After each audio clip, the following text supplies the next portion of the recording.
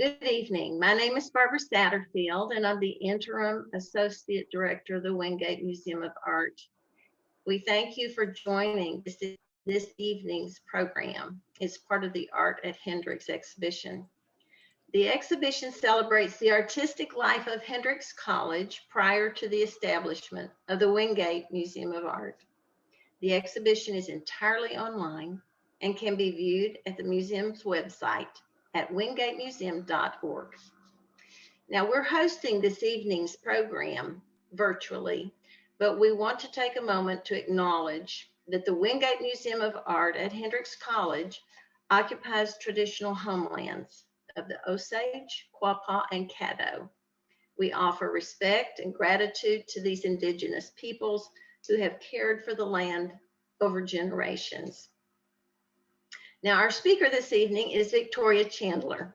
She graduated from Hendrix College in 2012 with a degree in medieval studies. In 2014, she earned her master's degree in public history from the University of Arkansas at Little Rock. Victoria oversees the collections at the Historic Arkansas Museum. As the museum's Arkansas Made researcher, she was project manager for the Arkansas Made Volumes 1 and 2 second edition books, and they will be available in the next few weeks through the University of Arkansas Press.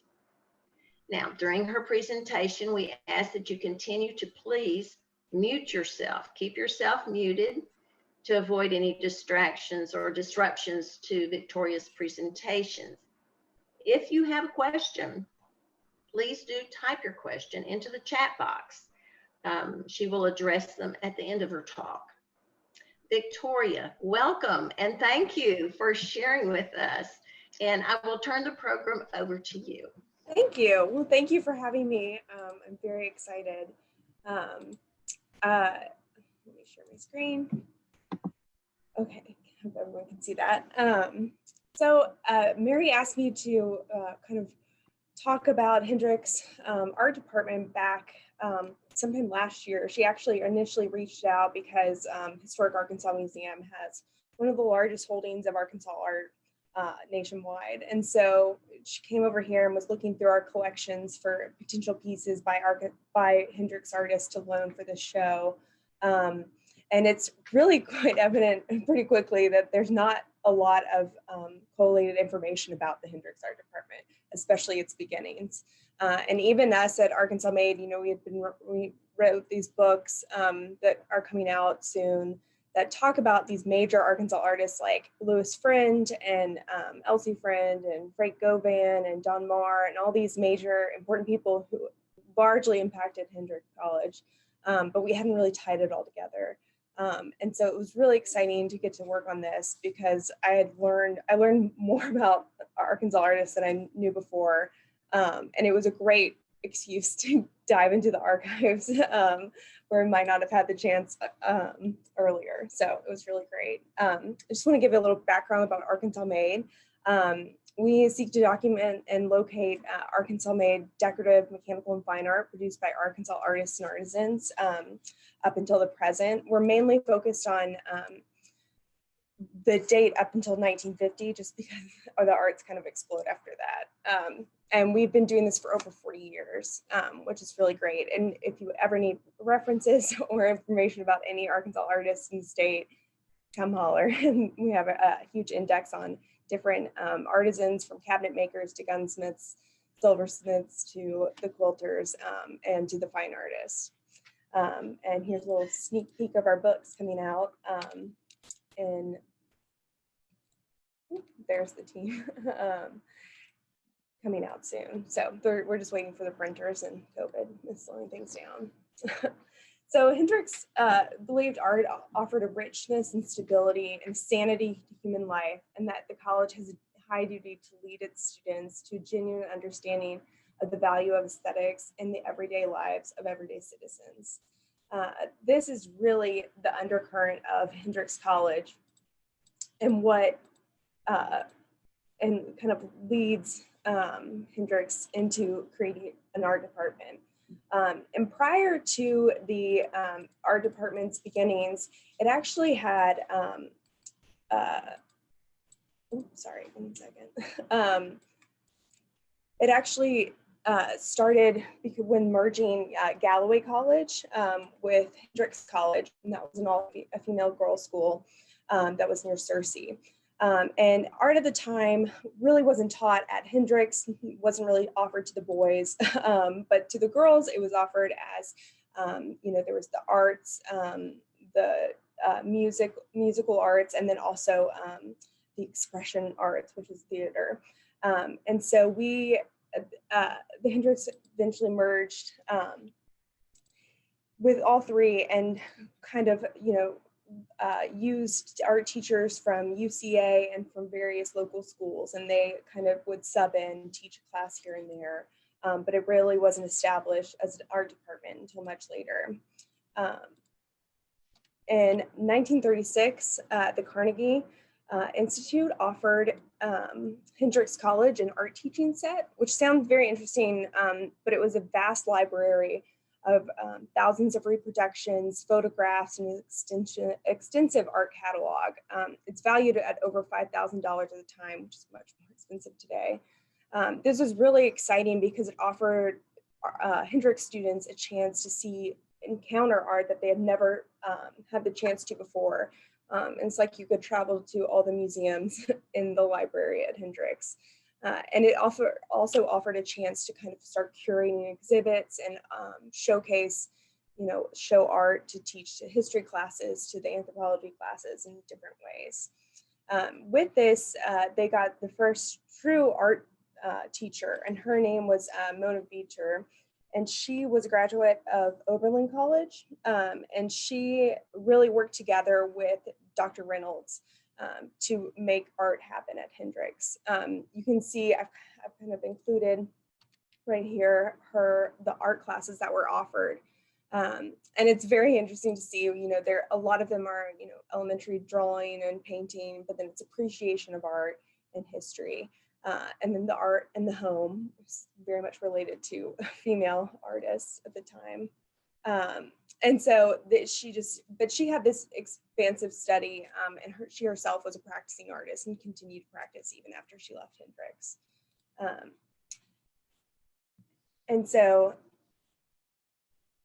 sorry, 1 second. Hendrix plan was emphasizing as the integration of learning, and it wanted to provide special courses in art, history of art, and appreciation. And that was designed, this quote, to acquaint the student with principles and materials in the field of painting and sculpture, particularly that they may be stimulated to an active and intelligent interest in art. Courses in design, portraiture, interior decoration, together with beginning and advanced drawing, painting, and composition. That was thought to afford practical experience and opportunity for the development of skills under their expert tutelage. They were also offering commercial art because from the beginning, Hendrix really sought to make art. You could get a major in art and then go and do commercial work and thrive with your degree.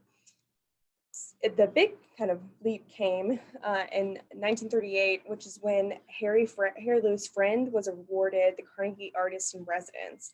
The Carnegie program started this to actually get real working artists to teach at different universities across the country. And this is very different from previous years where artists would go in and they would lead an art department and teach classes, but that would really be like when they would slow down their own artwork and kind of put a pause on that. The first collegiate art program in Arkansas was started by a famous Arkansas artist named Jenny Deloney up at Fayetteville. And when she started, she had been in New York and been a prominent portrait painter. And so when she came to Fayetteville, though, her work very much slowed and was focused on her teaching. And then when she left, she became prolific again with her work. And so that had kind of been the general rule. The whole purpose of having Lewis Friend here was very much to be someone who can, it's a wider interpretation and understanding for the onlooker, and so that it's much more absorbed in their teaching and in their art. He, up into this point, after he had graduated, he went to Paris and studied there for a year. And then Friend came back, and it was during the Depression. And so he was also a part of this artist movement who sought to capture the Ozark way of life and these dying, quote unquote, dying cultures across America. And like, the WPA artist, he went and captured these American scenes. And so he's part of the American scene painting. This is the blacksmith shop in Ward, which is actually outside of Conway, or the Ward blacksmith shop, excuse me. It's a black and white image. I believe this is at the Carnegie Museum and belonged to Paul Ferris at a time. I'm not quite sure. There we go. There's the blacksmith shop and another scene. And this, which is blurry, but this potbelly stove. And so Friend came to Hendrix, and he was really he encouraged students to actively participate in all their art. And he was really worked alongside the community. And part of his intentions with studying at Hendrix and being this practicing artist is that he wanted to arouse an appreciation of art, not just for Hendrix, but for the whole community of Conway and for the state in general. Friend had, come from Missouri, and he came down here, but he really was focused on kind of a larger movement that he kept with him his whole life, which is art for everybody. And he believed even in an academic setting that was limited to the students at Hendrix. And at this time, he was working for the WPA and painted murals across the state and other various states. And some of these are ranging from these scenes right here, which depicts a historical scene. There's some that are biblical. There's more about capturing individual communities across America at the time. And he actually had a number of his students help him with the murals. There's some fun images in the Hendrix archives that show students posing in various places. And so there's one of the image on the screen, this mural, there's students posing, holding a baby and being his subjects. They also helped him paint some of the murals. And you can see below that there is his kind of how the painting will look with doors around this post office, and then two friends to the right and left.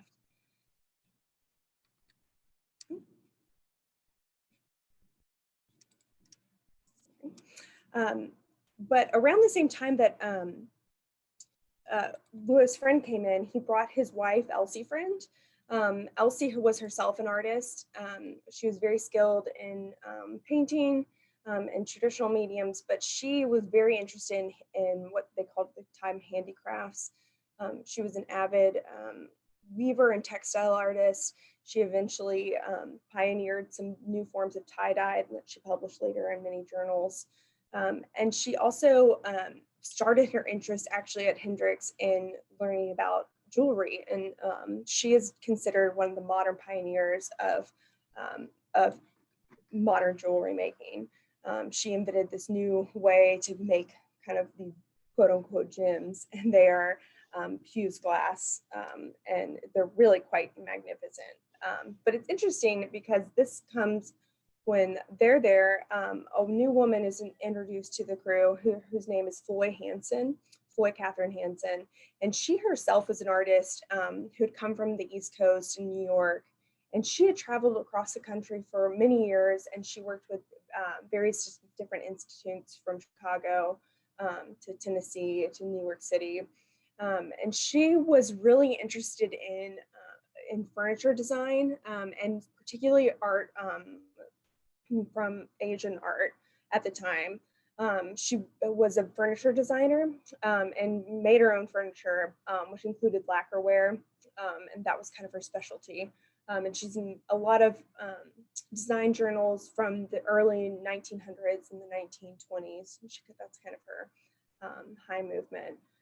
But she's noted, I even was noticing over the past couple of weeks, I've been more curious about her just because she's so mysterious. But she won many awards for her paintings, which I've yet to track down any, unfortunately. And her furniture design, there are some catalogs. They're actually on the Google archive, and you can find them. They're really wonderful. Her furniture pieces were quite exquisite, and she worked on them for many years. And so she actually had traveled not just across the country, but also across the globe. And she amassed a huge collection of art, both fine and decorative. And she had many, sorry. Oh, sorry, my volume messed up. She had many items in this collection, and they ranged from, you can see in this picture, it's some of her own personal collection. There's these pitchers and goblets and various household wares, but these are items of craft, and so she showed these to her students. And with this, so these three kind of merged and formed the art department. And they started a new community outreach program that was intended to arouse appreciation of art in the whole community of Conway. So they started offering lectures led by Hendrix faculty, including Dr. Campbell and Floyd Hansen, and they would use continuously, I don't know when they actually stopped using it, but they would continue to use the illustrations from the Carnegie Library and then Hansen's personal collection. And so it's just this continuing gift. Even Paul Ferris, who's an English professor at the time, but is perhaps more rememberable for his photography and skills as a photographer. And he, for example, would lecture on photography as a phase of modern art. And these lectures were intended for adults, and it was free to the public, and so anyone could attend.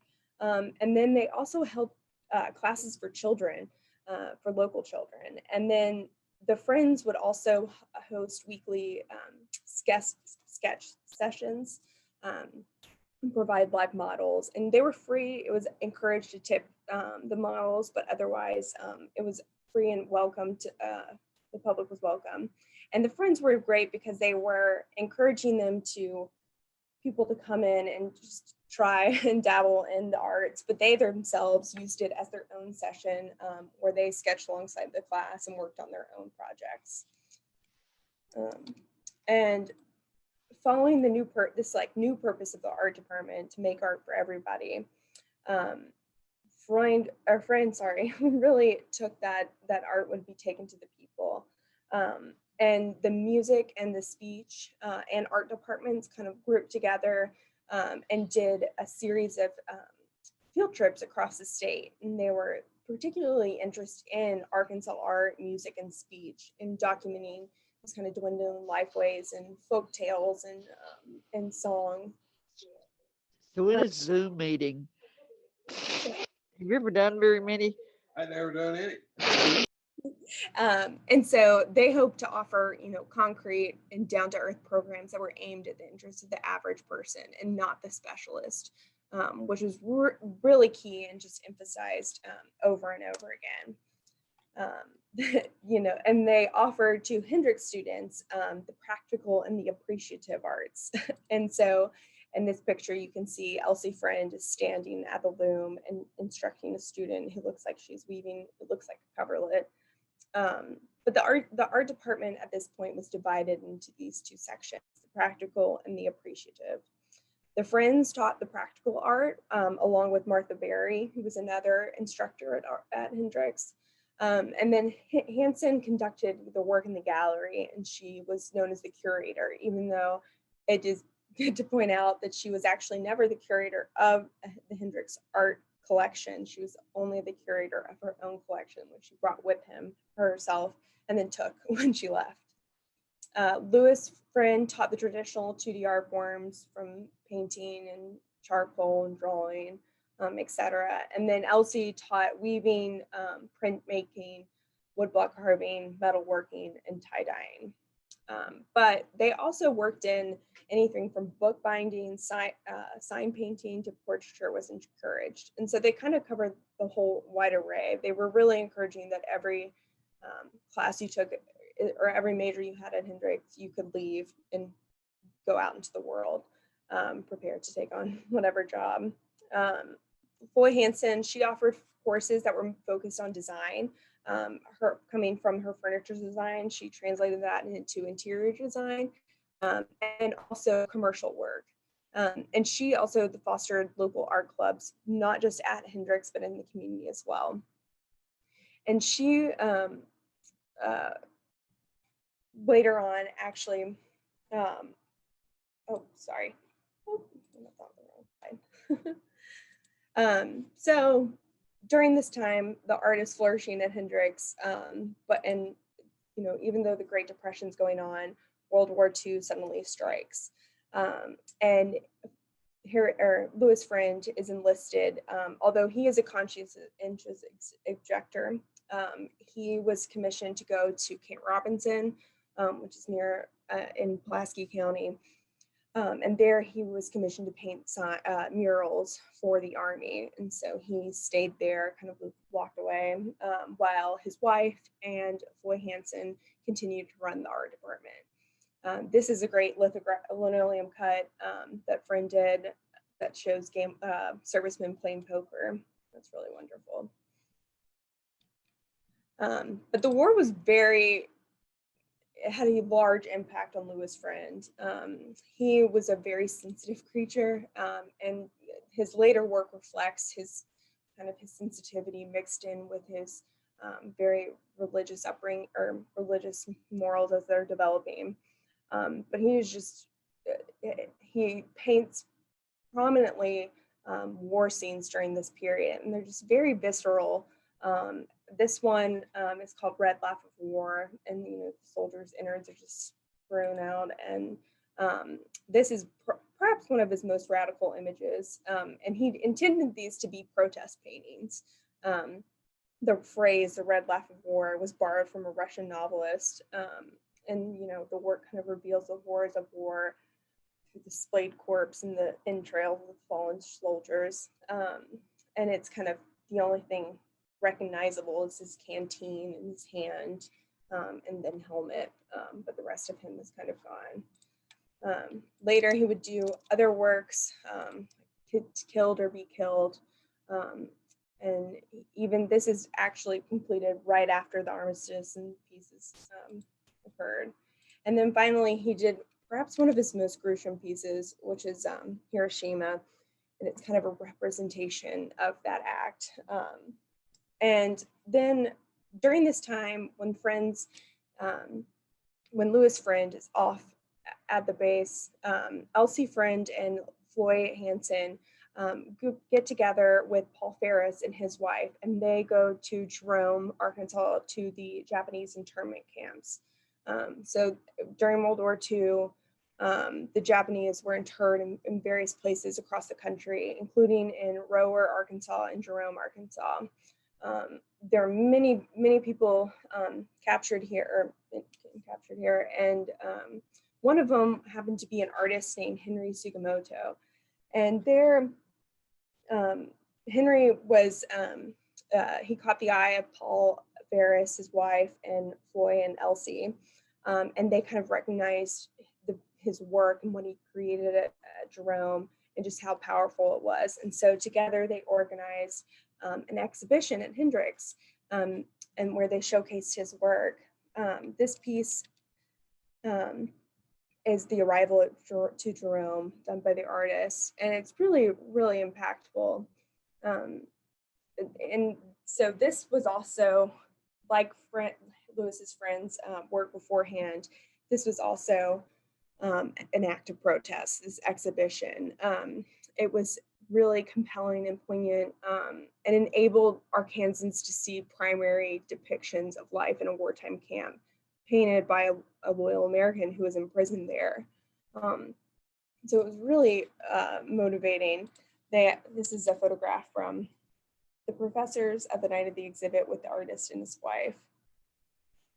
He showed a group of 15 works that he had produced while he was interned,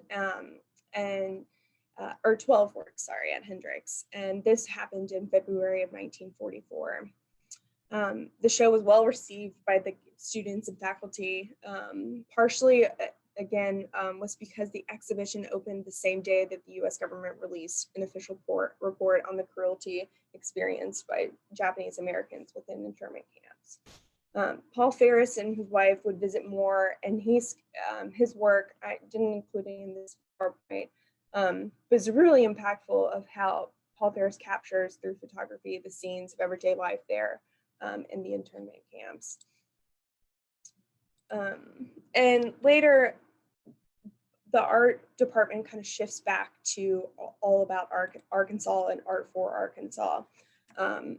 The Lewis Friend and Elsie Friend sponsored the first ever Arkansas art show that was held actually at the Museum of Fine Arts in Little Rock. And we're actually not quite sure, there's not a definitive date. I've heard 1943, 1946, or 1939. And there's various reasons, because some are for the watercolor shows that are specific, like you see here, or they're just general, any art can be entered into the competition. Excuse me. But later, Elsie and Lewis leave Hendrix. They go on to, he does an artist residency at the University of Arkansas in Little Rock, and then goes and travels to Florida and various states across the country. During this time, when they're at Hendrix, they actually purchase Hatchet Hall, which was up in Eureka Springs, and they kind of established the arts community there. And so they go back and forth. But when after their departure, Frank Govan comes in and he leads the new art department. He was actually a Hendrix alum, and he led the department from 1946 to 1952. And he also founded the first art club, which they had never had officially, and he was their faculty advisor in 1946. He also continued to encourage the field trips that they would take across the state, and there were sketching trips, etc. And they started to host many exhibitions. He brought in numerous exhibitors from across the country, and even specific artists would come in for brief periods, either to teach a class, for an exhibit. And so it was a great way for students to engage with various artists that they wouldn't know the norm.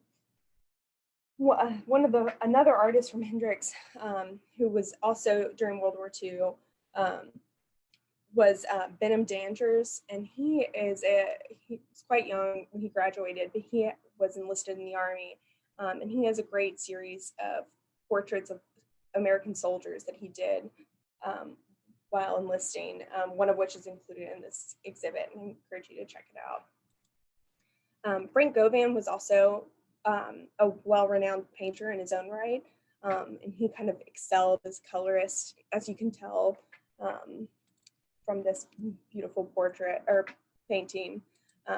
He said he wanted his work to be experienced and felt rather than interpreted, and so his work, especially his later work, teeters into just pure abstraction, and it's quite energetic. And he was particularly beloved by his students. He worked in all departments and worked very closely with his students. There are many pictures in the yearbooks where the art department kind of takes over and designing them, and they're just on the floor doing all the design work, and everything, every image you see of art students at work, you can kind of see Frank Govan in the background actively participating and encouraging his students, which is quite sweet. After Govan left, David Dreisbach managed the art department for a year, and this is when the art department kind of goes through it's a real shake up, and no one stays on for more than a year, up to 5. And he was an innovator in the field of printmaking.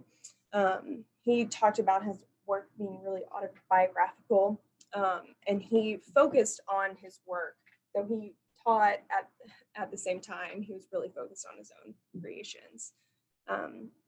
And then in 1954, James Brooks, who was another graduate of, he also graduated from the University of Iowa, became the head of the art department. I've not found any example of his works, though I've noted many mentions in the newspapers that talk about his work winning at various exhibitions. There's one particularly titled The Young Ones, which actually was accepted into the 1956 Mid-South exhibition hosted by the Memphis Brooks Museum of Art. And many of the artist shows they were exhibited in the local shows as well. In 1959, Maynard Stone, who was a photographer, was appointed to as the new professor of art. And it's interesting during this time, none of the teachers after Frank Govan are given the title of director of art department. They're called assistant professor in art, and no one's kind of really designated the head. And that is until Don Marr comes in as the new head of the art department, and he held that post for over 40 years. Hendrix really had this responsibility to develop the whole person, part of the official school motto since 1898. And this is reflected in the college's continuing commitment to ensure that art appreciation and studio practice are components of every student's Hendrix experience. And from the beginning, Hendrix College truly promoted the arts as an integral part of the college's core curriculum, with the understanding that the study of diverse art forms enriches the lives of all students. And yes, that is kind of the recap of the early art department while at Hendrix. Maybe that went a little faster than anticipated, but.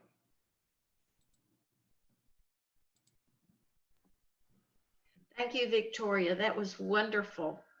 You've taken us so far over such an area, and there's so much to discuss. I want to encourage people to put their questions in the chat box, and we have one here already, and I have some of my own. So the question is, do the Friends have children or grandchildren still living in Arkansas? And did they leave the bulk of their work to Hendrix or Historic Arkansas Museum? Yeah, so the Friends never had any children. They kind of, the art was their child.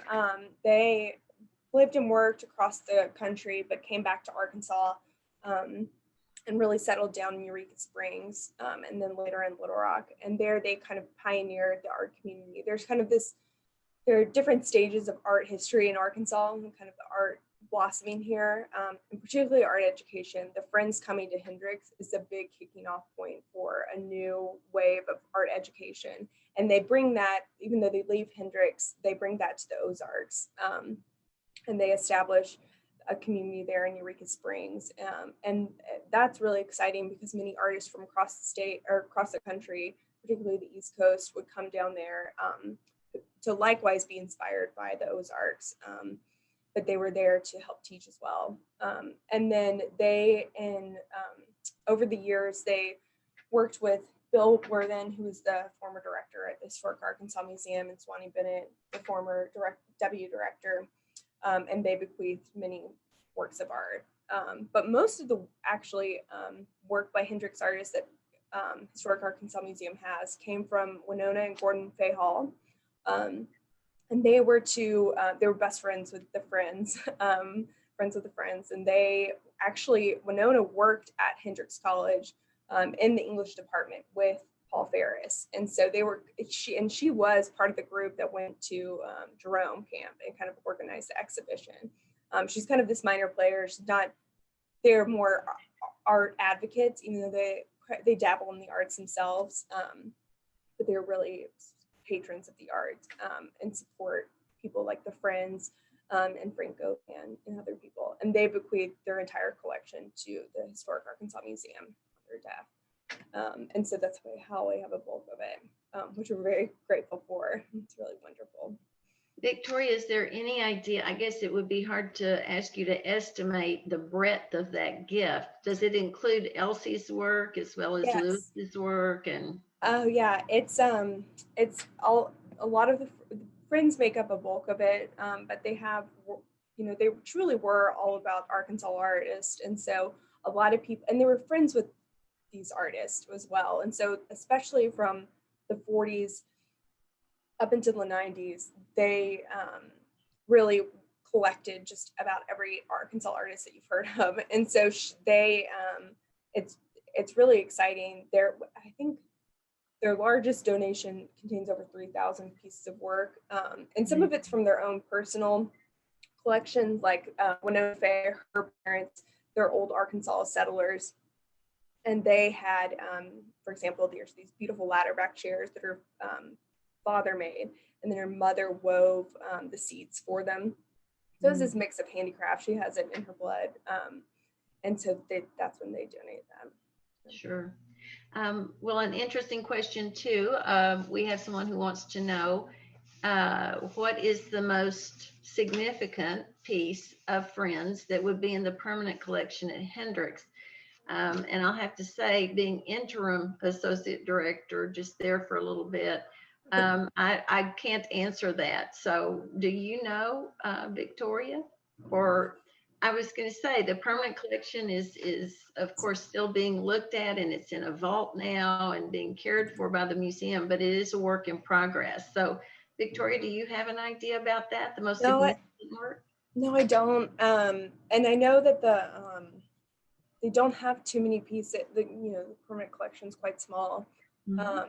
And it's interesting. I find even at Historic Arkansas Museum that it's interesting how collections you don't want to or hesitant to collect contemporaries because they just see them as contemporaries and not the greats after their work or after they passed away. And so it's this kind of debacle, I feel like, with the Friends, for example, is that they didn't really collect their work at the time. And even Historic Arkansas Museum, even though we've been dedicated to the Arkansas Made and Arkansas Fine Arts, they did not start collecting the Friends' work until they were closer to when they passed away, because they just saw them as their friends and not these renowned artists. And I think many institutions across the country also experience that kind of conundrum. True. I think that's correct. And also they were prolific, weren't they? I mean, they. Oh, yes. Oh, and yes. And the Friends' work is very interesting because they were both avid printmakers of various mediums. And they kept all their blocks and they would reuse them and reprint over and over again over decades. And some of them there's like hundreds of one print and one scene, for example, and they just do it over and over. But they're also, like there's a Jacob Wolf House, which is in Arkansas. It's a 2-story log cabin. You can go visit it, but it's the old courthouse from the 1820s. And there's in our collection, we have just so many renditions of the Wolf House. And there's the sketches where you could tell that they're at the Wolf House sketching field. Then they're doing watercolor sketches, and then they actually paint them. And then there's prints, and then there's different versions of the prints, and then it's a different style of printmaking. So they just keep repeating it over and over again, which is really exciting. I think the Friends' work is so neat because they were married, and you get to see them at the same place capturing something, but yet they have very different artistic styles. And so that's Exactly. Well, we've had a question about Elsie's work. You mentioned her glass and her jewelry and combining those and being a forerunner of contemporary, I would call it craft jewelry. And yes. the question is, did she sell her pieces back when she made them? And our questioner is imagining that those would be so popular and so in vogue for like Hollywood or somewhere else. Did she have a following? Did she have people who were purchasing her work? Yes, she did. She had a number of people who looked at her work, and she kind of showcased across the country. She was noted during the time as being a big pioneer in the jewelry making industry. But people, loved collecting her work. I'm trying to see if I can share the screen again. Maybe I'll share it in the chat box. But she really has these like very ornate pendants that kind of just dangle down, and you'll kind of recognize them. It's just mainly a silver barb and then pendants with her fused glass creations. And those were immensely popular. She also made rings and brooches and bracelets, and many people bought them and wore them. And it's, she has some at the Cooper Hewitt Museum. She has many outstanding pieces that are really early on in her work, because she was a true pioneer in jewelry making.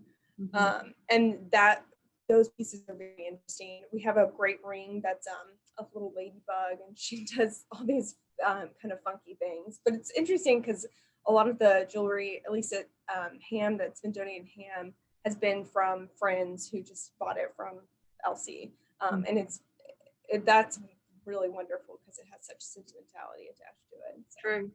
Is their exhibit still up, the Halls exhibit of the friend work? No, it's no longer up. I think it might be on our website. It was Yeah, the Hall's legacy is really amazing. Exciting. I also have a question about Elsie's work. I understood that some of her work was ceramic, glazed ceramic as well as glass. Is that true? Yes, so it's glassed. She would create ceramic pieces and then fuse glass on top. And so a lot of them, Okay. Wonderful. Okay, and other questions, be sure to put them into the chat box. I'd like to say I really appreciate knowing the breadth of what Ham has with his Arkansas-made research, Victoria. This is just such a trove of information. I had no idea that people could actually contact you for information about this kind of thing. Yes. And what I didn't realize, I knew Paul Ferris took photographs of Ozark culture in log cabins. I had no idea that he had photographs of the internment camps. It's another side of the people that we know of for one particular thing, and it was just not one thing. They did very, very wide variety. Yeah, and it's so interesting with Paul Ferris too, because for most local people, I think you would have known him as the Hendrix professor and your English professor, up until it's kind of later on that people have had a real appreciation for his work. And he has a great book also that when he and Friend, prior to World War II, they traveled the Ozarks, and Friend would paint scenes and sketch. And Paul Ferris did a great book about the Ozarks and folk lifeways there. That's really beautiful. For sure. Another thought in the chat box, Elsie and Lewis seem to have a modern marriage of equals. How unusual was that at the time for two artists to be supporting each other so equitably and be so involved with the same work at the same time in the same place? Was that unusual? Yeah, I think it was quite unusual. That I do want to, it's like an overview of their marriage, which was quite idyllic, but it very much was in the beginning. It was about Lewis's work, and he was the main focus and more renowned at the time. And then it's kind of later on, he kind of, in my opinion, his work is better in early years, when he's doing the American scene painting. He gets really into religious art in the 60s and 70s. It's just like very heavy and lots of impasto, and it just becomes a bit repetitive. And then Elsie's work just continues to kind of explore different mediums, and her jewelry, of course, is very exciting. She also gets really into, during a period, into tie-dyeing, and does all these different textile installations. That's quite interesting. So, do you have pictures of those at Ham? Yes, I think we have some on our website as well. Okay. And definitely check out the Arkansas Made books when they come out, which I think she's on here, but Jennifer Carmen, who's also a Hendrix alum, is one of the main authors for the book about Arkansas fine art. Wonderful.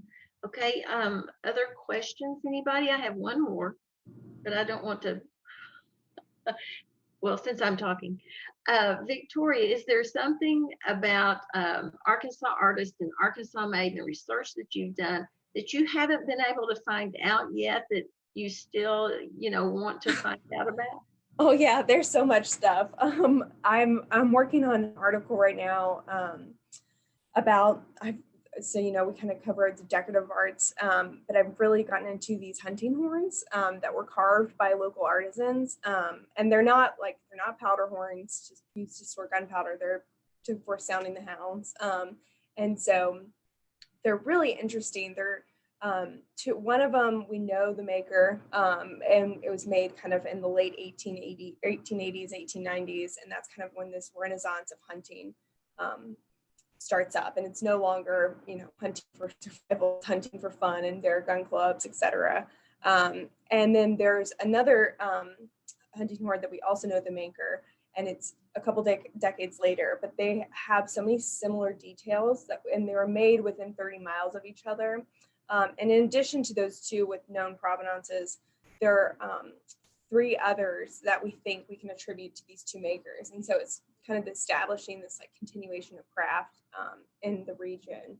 And I think it's just really interesting to see what carries over in history and what elements are preserved. And they're made as presentation horns. So it's like from me, Victoria, to you, Barbara, is written on there, you know, but the date of our hunt. Yeah.